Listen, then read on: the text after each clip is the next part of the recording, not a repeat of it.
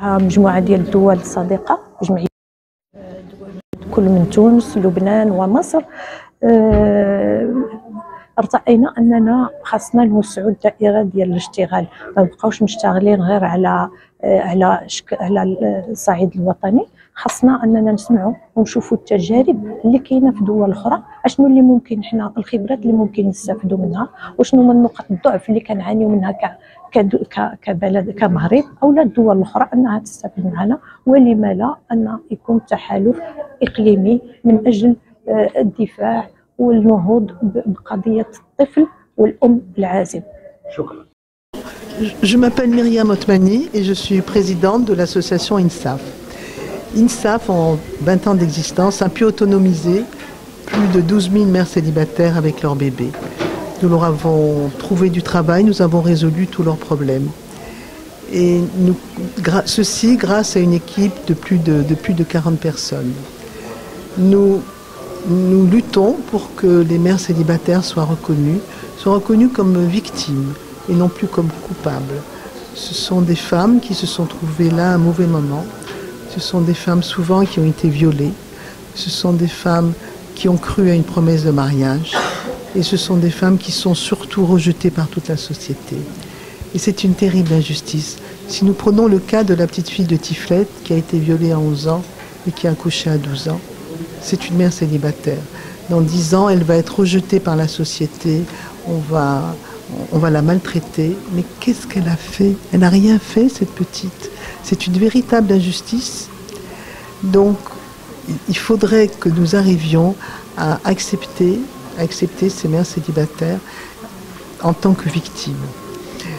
Je voudrais vous dire que nous voyons à peu près 1000 femmes par an, chaque année, et que nous essayons de résoudre leurs problèmes de papier, leurs problèmes d'état civil, les problèmes d'inscription pour les enfants, de mariage avec le père quand on le connaît.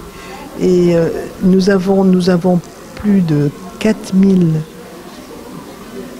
actes que nous réussissons à faire dans tout ce qui est juridique. Ensuite, il y a un côté très important aussi, c'est le côté du cabinet médical, où on fait plus de 3200 prescriptions, où nous nous occupons de distribuer 2000 boîtes de lait chaque année. Il faut que vous sachiez qu'une fois que la maman est venue chez nous, qu'on a réglé ses problèmes, il y a eu plus de 200 séances de soutien psychologique. Ensuite, on va l'installer dans une chambre.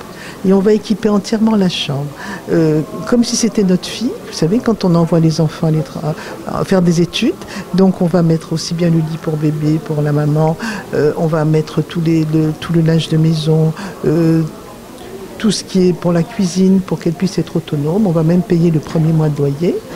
Et ensuite, donc la maman pourra travailler et avoir son domicile. Et elle pourra revenir pendant 2 ans, autant de fois qu'elle le veut, pour être soignée, elle et son bébé.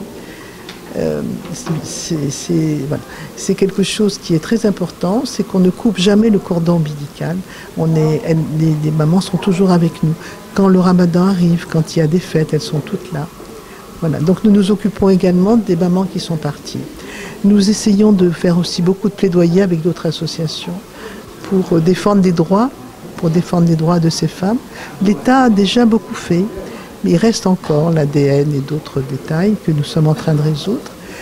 Et nous nous occupons aussi, nous espérons plutôt, nous essayons de faire changer les lois pour que les mamans puissent abandonner leurs enfants dans de bonnes conditions. Parce qu'à l'heure actuelle, on trouve encore beaucoup de bébés dans les rues et c'est pas normal.